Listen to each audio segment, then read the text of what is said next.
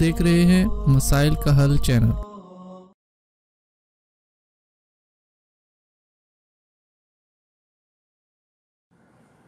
बिस्मिल्लाहिर्रहमानिर्रहीम अल्हम्दुलिल्लाहि रब्बिल आलमीन वस्सलातु वस्सलामु अला सय्यिदिना व हबीबिना मुहम्मदिन व अला आलिहि व अस्हाबिहि अजमाइन।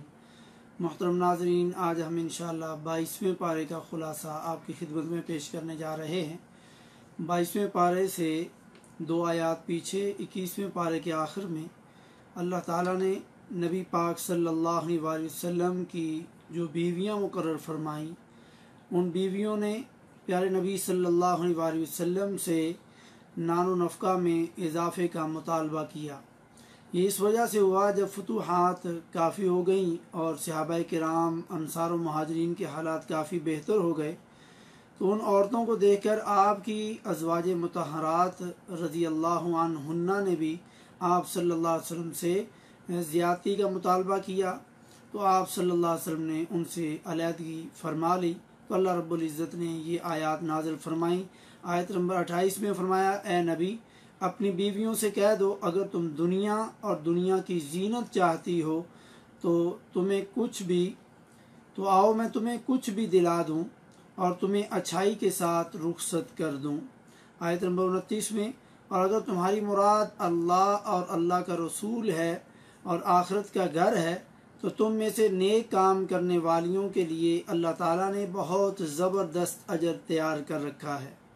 आज भी अगर हमारे मुआशरे में देखा जाए तो ख़वातीन एक दूसरी ख़वातीन को देख कर के अपने घर के मामलात को किसी हद तक ख़राब कर लेती हैं और वो अपने मामलात और अपने ज़रूफ़ और अपने घर को नहीं देखती, जिस वजह से उनके हालात ख़राब हो जाते हैं और आम तौर पर चपकलस की वजह से बात तलाक तक पहुंच जाती है।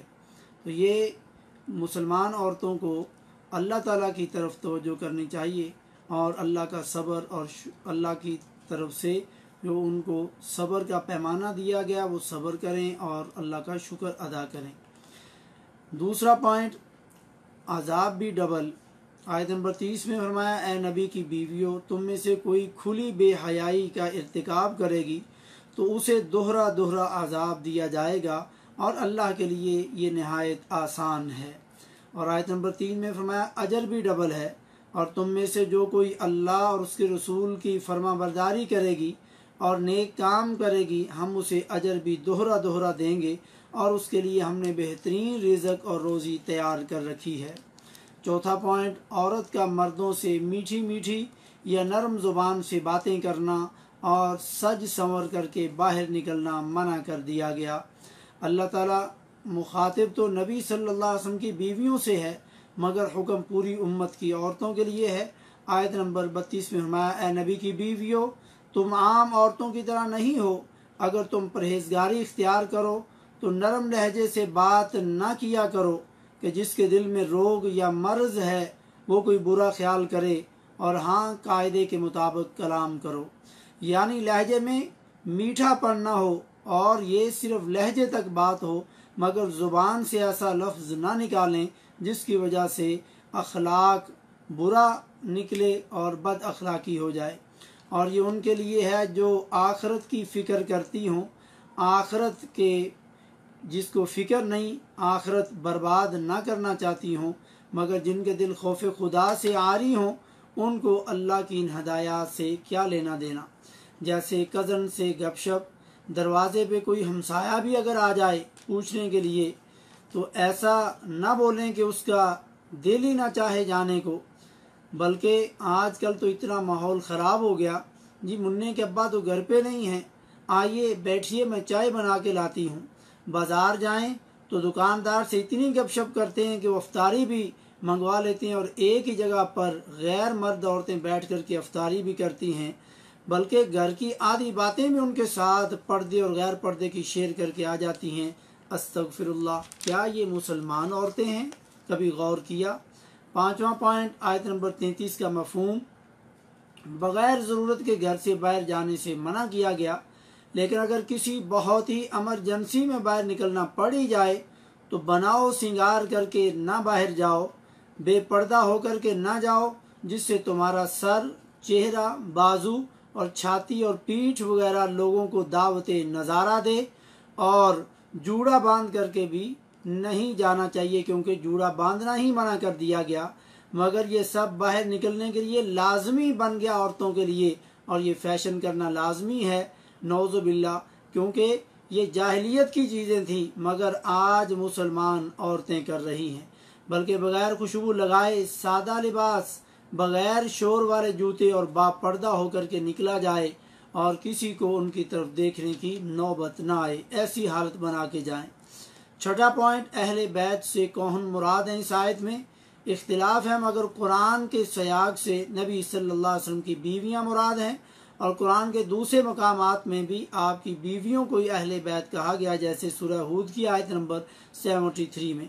मगर सिर्फ हज़रत अली, हज़रत फ़ातिमा और हज़रत हसन हुसैन रज़ी अल्लाहु अन्हुम जमीअन, सिर्फ इनको अहले बैत समझना और अज़वाज मुतहरात को अहले बैत में ना मानना, जो कि नस्से कुरानी से साबित है कि ये अहले बैत हैं, नबी की बीवियां, ये उनका मोमनों की माओं से, नबी की बीवियों से बुग़्ज़ ही है। मगर आप सल्लल्लाहु अलैहि वसल्लम ने कहा, ऐ अल्लाह, इनको भी यानी हज़रत अली, फ़ातिमा, हसन हुसैन को भी मेरे अहले बैत में शामिल फरमा दे। नबी की बीवियां तो पहले अहले बैत में से हैं और इनके शामिल होने की दुआ फरमाई, तो ये भी अहले बैत में से हैं। सातवां पॉइंट, 35 नंबर आयत, 10 काम करने वाले जो लोग हैं मुसलमान मर्द औरत, उनके लिए अजर अजीम का वादा किया गया।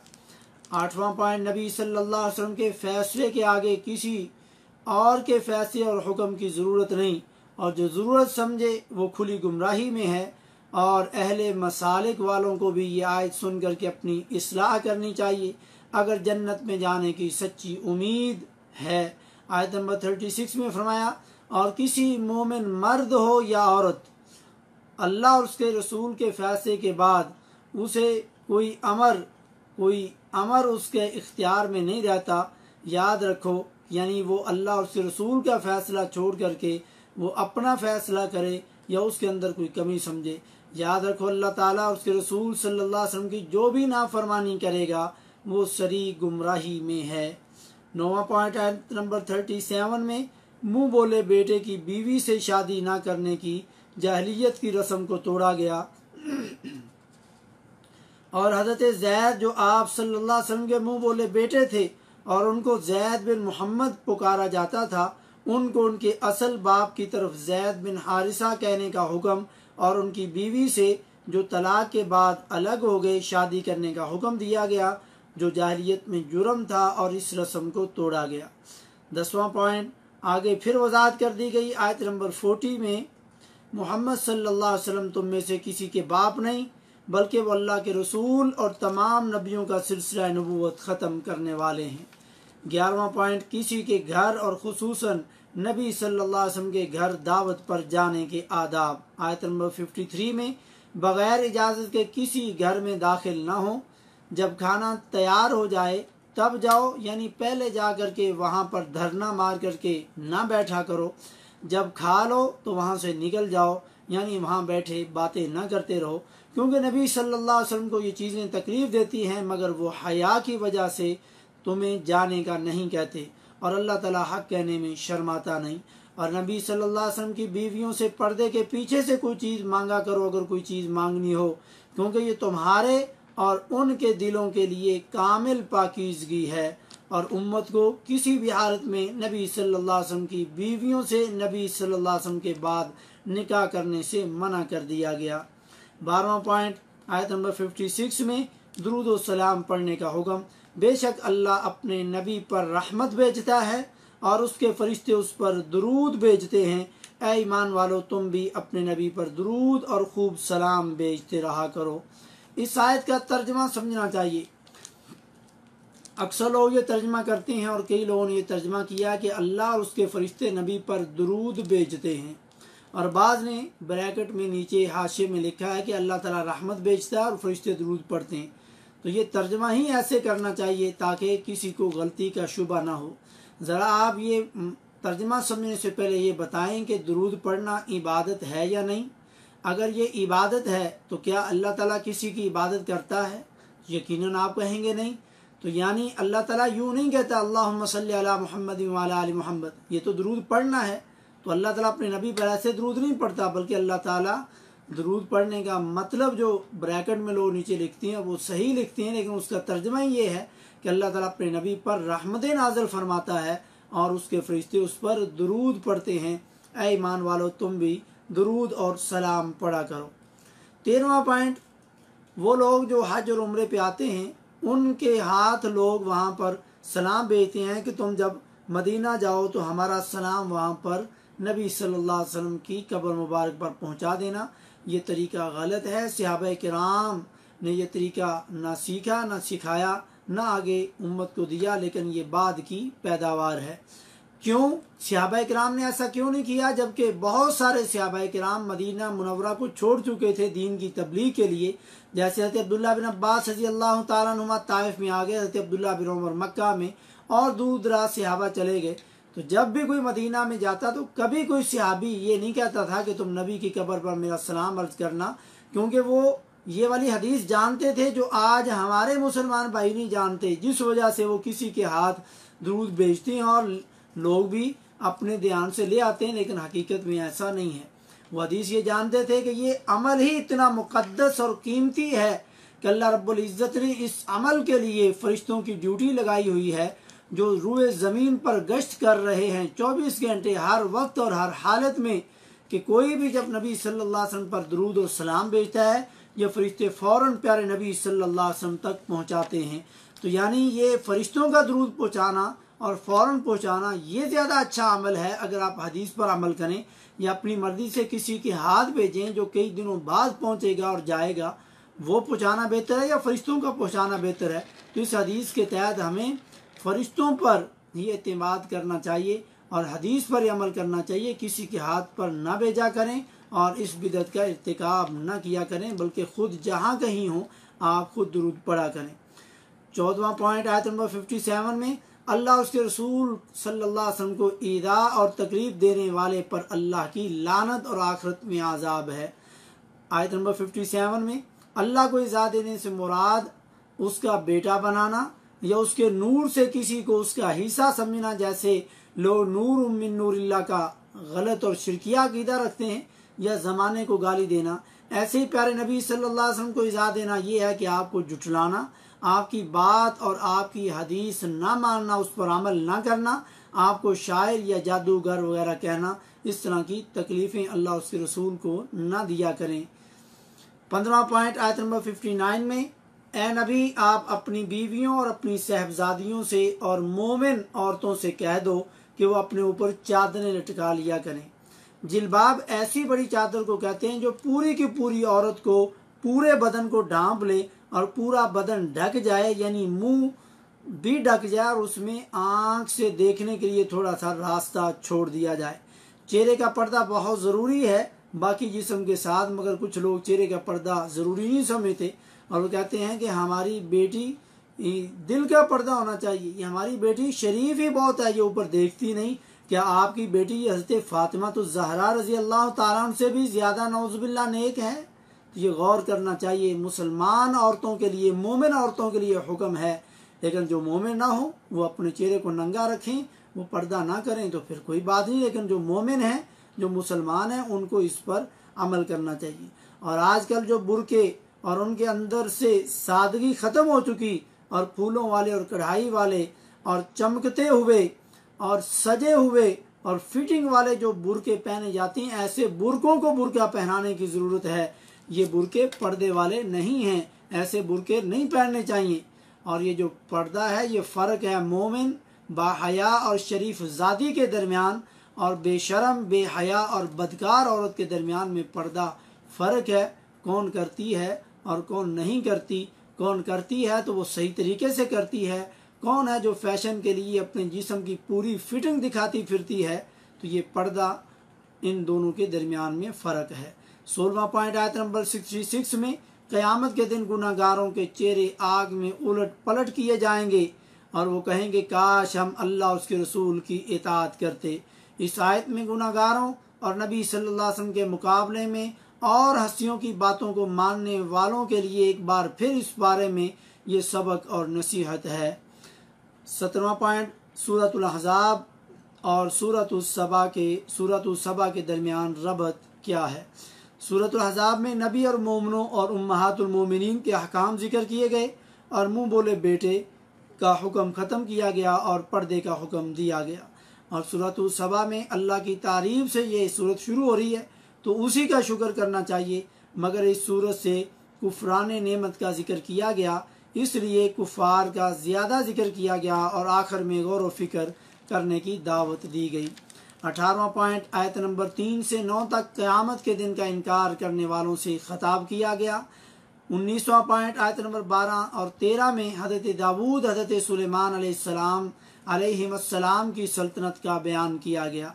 20वां पॉइंट, आयत नंबर 14 का मफहूम, हज़रत सुलेमान अलैहिस्सलाम के ज़माने में ये बात मशहूर हो चुकी थी कि जिन्नात गैब की खबरें बताते हैं, मगर अल्लाह ने इस बातिल अकीदे का सुलेमान अलैहिस्सलाम की मौत के साथ रद्द कर दिया। जब वो टेक लगाए हुए थे और घुन के कीड़े के ज़रिए पता चला जो उनकी लाठी को खा रहा था, जब सुलेमान अलैहिस्सलाम गिर पड़े तो उस वक़्त जिन्नों को पता चला कि ये कब के फौत हुए थे, और ये भी पता चला कि नबियों को मौत आती है, नबियों के लिए भी मौत बरहक है। अगर जिन्नात गैब जानते होते तो ज़िल्लत के अजाब में मुब्तला न रहते, और जो ही उनको यानी पता चलता कि सुलेमान अलैहिस्सलाम फौत हो गए तो वो काम काज छोड़ देते, जिनमें उनको लगाया था वो करना छोड़ देते। लेकिन उनको कितनी देर बाद पता चला, इससे ये पता चला ना कोई नबी, ना कोई जिन, ना कोई वली, अल्लाह के अलावा कोई भी गैब नहीं जानता। 21वां पॉइंट, कौम सबा पर अजाब का वाक़या, आयत नंबर 15 और 16 में अल्लाह ने उनको बागों की नेमतों से नवाजा, मगर नाशुक्री की तो अल्लाह ने सैलाब के ज़रिए उन बागों को ख़त्म करके उनको कड़वे बाग में और झाड़ियों में बदल दिया, और कुछ बेरी के दरख्त थे जिनमें बेर कम और कांटे बहुत ज़्यादा थे। ये अल्लाह का अजाब उन पर आया। 22वां पॉइंट, मुशरिकीन मक्का के झूठे माबूदों की हसीयत, आयत नंबर 22 में, कह दीजिए कि अल्लाह के सिवा जिन जिन का तुम्हें गुमान है सबको पुकार लो, न उनमें से किसी को आसमानों और ज़मीन में से एक ज़र्रा का इख्तियार है, न उनका उनमें कोई हिस्सा है, न उनमें से कोई अल्लाह का मददगार है। 23वां पॉइंट, आयत नंबर 23 में, सिफारिश भी उसके पास कुछ भी नफ़ा नहीं देती सवाए उनके लिए जिनके लिए इजाज़त दी जाए। और आयतुल कुर्सी में फरमाया था, अल्लाह की इजाज़त के बगैर कौन है जो कोई सिफारिश करे अल्लाह के यहाँ। 24वां पॉइंट, आयत नंबर 24 में, पूछिए कि तुम्हें आसमानों और ज़मीन से रोज़ी कौन पहुँचाता है, जवाब दीजिए कि अल्लाह ताला, हम या तुम, यानी अल्लाह ताला या कोई और, या तो यकीनन हदायत पर हैं या खुली गुमराही में हैं। 25वां पॉइंट, आयत नंबर 31 से 33 तक, छोटे बड़े काफरों को, सरदारों को अपनी बेईमानी का इल्ज़ाम देंगे और एक दूसरे को भी इल्ज़ाम देंगे कि तेरी वजह से मैं बेईमान और गुनाहगार रहा, मगर ये उस वक़्त बहस मुबासे का कोई फ़ायदा ना होगा। आज अभी इस दुनिया में उनको गौर करना होगा। 26वां पॉइंट, अल्लाह का कुर्ब हासिल करने के रास्ते, आयत नंबर 37 में, ईमान लाना यानी ईमान के तकाजे पूरे करना, नेक आमाल करना, तो फिर हम दोहरा अजर देंगे और फिर वो नाडर और बेखौफ होकर के बाला खानों में रहेंगे। 27वां पॉइंट, आयत नंबर 40 में, और उन सब को अल्लाह उस दिन जमा करके फरिश्तों से पूछेगा कि क्या ये लोग तुम्हारी इबादत करते थे, तो फरिश्ते कहेंगे, आयत नंबर 41 में, कि तेरी ज़ात पाक है और हमारा वली और दोस्त तो तू ही है, ना कि ये, बल्कि ये लोग जिन्नों की इबादत करते थे।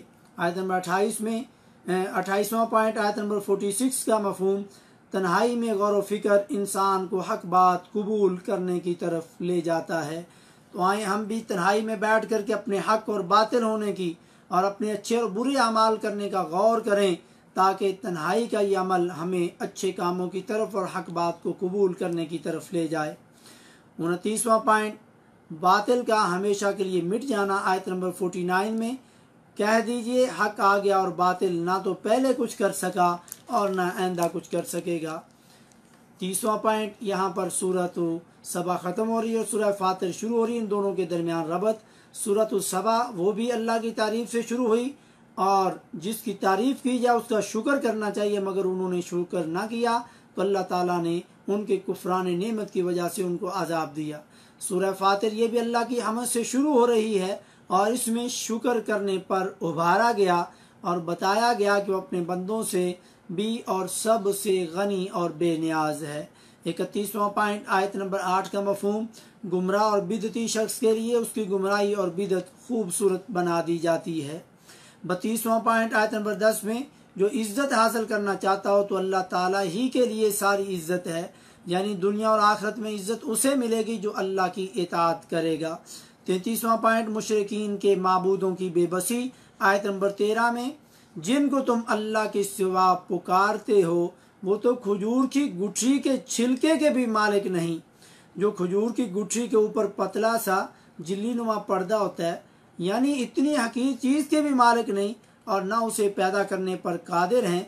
अगर वो इतनी छोटी सी चीज़ के पैदा करने के और उसके वो मालिक नहीं तो तेरी परेशानी और मुसीबतें कैसे दूर कर सकेंगे।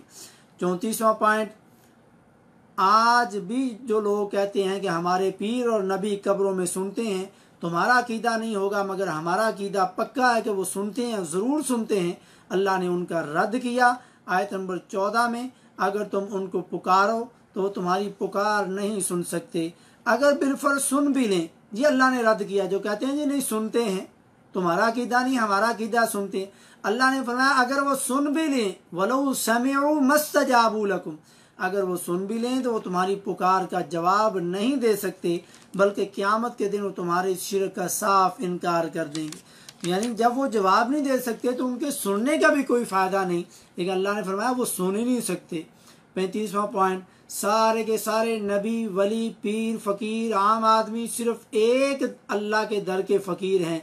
सारे नबी तेरे दर के सवाली। ये जो नात शिरकियाँ पढ़ी जाती है सही नहीं, शाह मदीना, तो सारे नबी तेरे दर के सवाली, नबी के दर के सवाली नहीं बल्कि सिर्फ एक अल्लाह के दर के सवाली। आयत नंबर 15 में अल्लाह ने फरमाया या अय्युहन्नास अंतुमुल फुकराउ इलल्लाह, ए दुनिया जहाँ के लोगों तुम सिर्फ एक अल्लाह के दर के मुहताज और फ़कीर हो और वो अल्लाह बेनियाज और खूबियों वाला है। आयत नंबर 36 में 36वां पॉइंट आयत नंबर 18 का मफहूम, कोई किसी का बोझ नहीं उठाएगा उस दिन, चाहे कितनी मरतबा किसी को बुला लो कोई बोझ उठाने के लिए नहीं आएगा। आयत नंबर 19 में, अंधा और आंखों वाला बराबर नहीं हो सकते। आयत नंबर 20 में, अंधेरा और रोशनी बराबर नहीं हो सकते। आयत नंबर 21 में, धूप और छाँव बराबर नहीं हो सकते। और 31वां पॉइंट, नबी को अल्लाह ताला फरमा रहा है आयत नंबर 22 में, जिंदा और मुर्दा बराबर नहीं हो सकते, अल्लाह जिसको चाहे कब्र में सुना देता है। ए नबी आप उन लोगों को कब्र में नहीं सुना सकते, उनको नहीं सुना सकते जो कब्रों में हैं।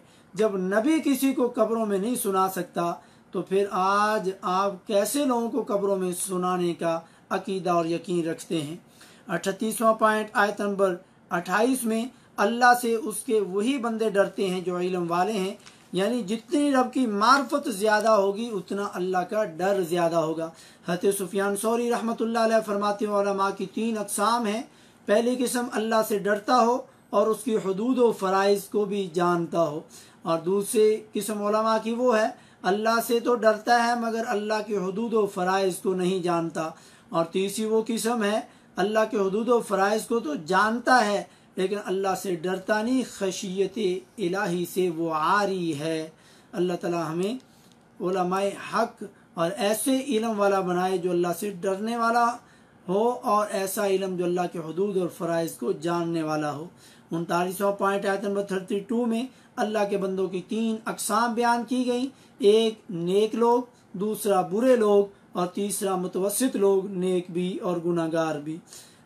40वां पॉइंट आयत नंबर 37 में, जहन्नमी कहेंगे हमको निकाल ले, हम अब अच्छे काम करेंगे। अल्लाह फरमाएगा क्या हमने तुमको इतनी उम्र नहीं दी थी कि जिसको समझना होता तो वो समझ सकता था और तुम्हारे पास डराने वाले भी भेजे थे। 41वां पॉइंट आयत नंबर 40 में अल्लाह फरमाएगा तुम अपने शरीकों का हाल तो बताओ जिनको तुम अल्लाह के सिवा पूछते थे, क्या ज़मीन में उन्होंने कुछ बनाया, या आगे आयत जारी है। और 42वां और आखिरी पॉइंट आयत नंबर 45 में, अगर अल्लाह ताला लोगों को उनके अमाल के सबब पकड़ने लगता तो रूए ज़मीन पर एक जानदार को भी ना छोड़ता, लेकिन अल्लाह ताला ने एक मुकर्रर वक़्त तक मोहलत दे रखी है। यानी इंसानों के गुनाहों की वजह से जानवर भी जिंदा ना रहते, या सब रूए ज़मीन वालों को अल्लाह हिलाक कर देता, मगर अल्लाह ने मोहलत दी। अल्लाह रब्बुल इज़्ज़त हमें इस मोहलत का फ़ायदा उठाने और अपनी इस्लाह करने की और कुरान को समझने, गौर व फिक्र करने, तदब्बर करने और फिर उस पर अमल करने की अल्लाह तौफीक नसीब फरमाए। वमा तौफीकी इल्ला बिल्लाह।